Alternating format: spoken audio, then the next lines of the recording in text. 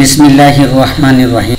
এমপিওভুক্ত বেসরকারি শিক্ষা প্রতিষ্ঠানসমূহ, নিম্ন মাধ্যমিক, মাধ্যমিক, কলেজ, মাদ্রাসা, কারিগরি শিক্ষা প্রতিষ্ঠানসমূহ সম্মানিত শিক্ষক মণ্ডলী ও কর্মচারীবৃন্দ, আসসালামু আলাইকুম ওয়া রাহমাতুল্লাহি ওয়া বারাকাতুহু। টেকফরিদ ইউটিউব চ্যানেলের আরও একটি নতুন ভিডিওতে আপনাদের সাদর আমন্ত্রণ।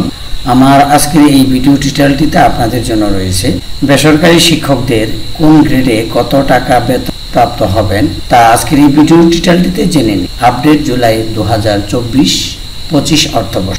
তো আপনাদের জ্ঞাতার্থে আজকের এই ভিডিও টিউটোরিয়ালটির মাধ্যমে আপনাদেরকে জানিয়ে দিতে চাচ্ছি যে যারা এ পর্যন্ত অর্থাৎ 2017-18 পর থেকে যারা নিয়োগপ্রাপ্ত হয়েছে তাদের বেসিক অর্থাৎ ইনক্রিমেন্টের ধাপ কিন্তু পূর্ববর্তী শিক্ষক কর্মচারী অফিস সহকারী সমান নয়, তা কিন্তু 2, 3, 4 ধাপ কম বেতন পাবে। এজন্য একটি গ্রেড দাঁড় করালেই যে তিনি এই গ্রেডের সমুদয় বেতনের সুবিধা ভোগ করবেন তেমনটি নয়। আমি আজকের এই ভিডিও টিউটোরিয়ালটিতে এই বিষয়গুলি পুঙ্খানুপুঙ্খ তুলে ধরেছি, যা নিয়ে এসেছি।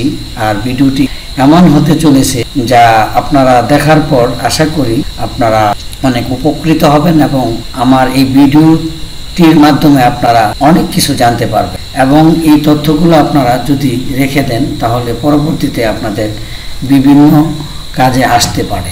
তো চলুন আমরা দেখব এখন বিস্তারিত। চতুর্থ শ্রেণীর কর্মচারী বেতন কোড 20। দেখুন, বেতন কোড মূল বেসিক, ইনক্রিমেন্ট ধাপ মূল বেসিক সন, ইনক্রিমেন্ট ধাপ বেসিক, তারপর 10% কর্তন, মেডিকেল ও বাড়ি ভাড়া মূল বেসিক 5% সর্বমোট বেতন প্রাপ্য। আমি সব কোটি বোঝাচ্ছি। এটি মূল বেসিক দিয়ে আপনার শুরু হয়েছে আর এই মূল বেসিক আপনি পেয়েছেন 2015 থেকে শুরু করে 2017 জুন পর্যন্ত এবং 17 জুলাই থেকে 17-18 জুলাই থেকে আপনারা ইনক্রিমেন্ট 5% এর সুবিধা ভোগ। তো সেই অনুযায়ী আমি যেটা করেছি যে 2018 থেকে আপনাদের বেতনের ধাপ 1 ধরেছি। 1 ধরার পরে 5% এই বেসিকের ইনক্রিমেন্ট যখন হয়েছে তখন এত এখানে হয়েছে। তাকে ধরে আপনি 3% কর্তন করবেন, মেডিকেল যা আছে তো তাই ঠিক থাকবে। মূল বেসিক এখানে এটা হবে না। এখানে মূল বেসিক 5% যে আপনার প্রণোদনা, এটা কিন্তু প্রণোদনা, আমি প্রণোদনা শব্দটা লিখিনি, এটা হবে না। এখানে 0 হবে, কারণ হচ্ছে প্রণোদনার বিষয়টি 2030 থেকে শুরু হয়েছে। তো এইভাবে টোটাল আপনি এত টাকা পাবেন।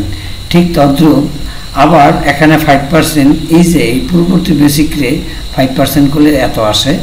এইভাবে ধাপে ধাপে আপনি প্রত্যেকটা ধাপই কিন্তু এখানে লক্ষ্য করতে পেরেছেন।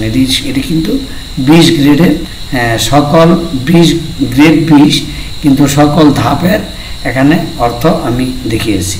তারপরে চতুর্থ শ্রেণীর কর্মচারী বেতন কোড 19। তাদেরও সমুদয় অর্থাৎ পূর্বে যেভাবে আপনাদের দেখিয়েছি ঠিক এভাবে এখান থেকে আপনারা বুঝে নিতে পারবেন। অর্থাৎ কার কত বেতন, আপনি কত সনে, যেমন একটা উদাহরণ দেয়, আপনি 18 সনে নিয়োগ পাইছেন অথবা 19 সনে, তো এখন আপনি 20 সনে ধরে নিয়োগ প্রাপ্ত হয়েছেন, আপনি কি পাবেন বলেন তো? আপনি 20 সনে মনে করেন নিয়োগপ্রাপ্ত, কিন্তু 20 কিন্তু 1 থেকে ধরে, তাহলে 20, 21, 22, 23, 24 অর্থাৎ আপনাকে 20, 21, 22, 23, 24 অর্থাৎ 5টা ধাপ। তো আপনি উপর থেকে 5টা ধাপ গুনে আসবেন, 1টা, 2টা, 3টা, 4টা, 5টা, এই সুবিধাটা পাবেন। এর সাথে শুধু খালি আপনার ওই যে মূল বেসিক 5% যুক্ত হবে। Grade number 19। তারপরে দেখুন, চতুর্থ শ্রেণীর কর্মচারী বেতন কোড 18। যারা 16 বছর পূর্তিতে বেতন ধাপ উন্নীত হয়েছে 16 বছর, তাদের 18 থেকে শুরু হবে 2021। যেহেতু 2021 থেকে আমাদের এই 10ম অর্থাৎ 16তম গ্রেডটি চালু হয়েছে। তো তার বিপরীতে এখানে আমি ইতিপূর্বে দেখিয়েছি আপনাদেরকে, আমার সব ডিটেলস দেওয়া আছে।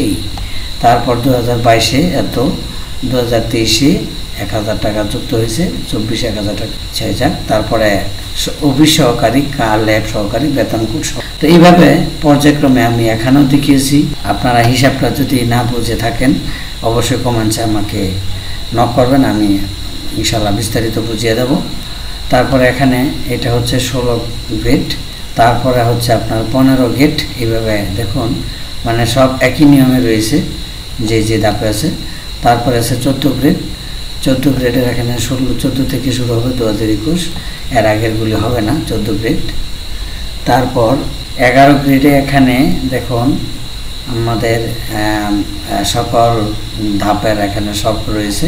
তারপর আপনার সহকারী শিক্ষক বিএড যারা কিন্তু টাইম স্কেল পাননি, তাদের গ্রেড 10, তাদের ক্ষেত্রে বেতন ভাতা সুবিধা পাচ্ছেন, সেই বিষয়গুলো এখানে রয়েছে, আপনারা অবশ্যই দেখতে পাচ্ছেন। অতঃপর সহকারী শিক্ষক বিএড বেতন কোড 9, এটা 10 বছর আপনার অবশ্য 10 বছর, এর সাথে 10 বছর টাইম স্কিল লেগেছে এইরকম, ঠিক আছে। 10 বছর হলে তো 9 গ্রেডে আসবে 10 থেকে। এখানে এই যে টোটাল যা অ্যামাউন্ট আছে দেখতে পাচ্ছেন।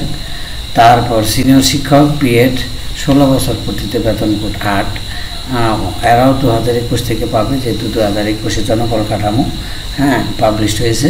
তারপর আমরা দেখব বেতন কোড 8, হিসাবের ধাপ যেভাবে আছে সেভাবেই। তারপরে প্রধান শিক্ষক দাখিল সুপার বেতন কোড 7। তো এইভাবে এখানে ধাপগুলো আমরা সব কিছু আপনার দেখানো হলো বা বুঝিয়ে দিয়েছি। তথাপি কারোর বুঝতে যদি কোনো সমস্যা হয় তাহলে অবশ্যই আমাকে নক করবেন। তো ভিডিওটি আর লেন্দি করছি না, যাবার পূর্বে আপনাদের দীর্ঘ সুস্বাস্থ্য কামনা করছি। আল্লাহ হাফেজ।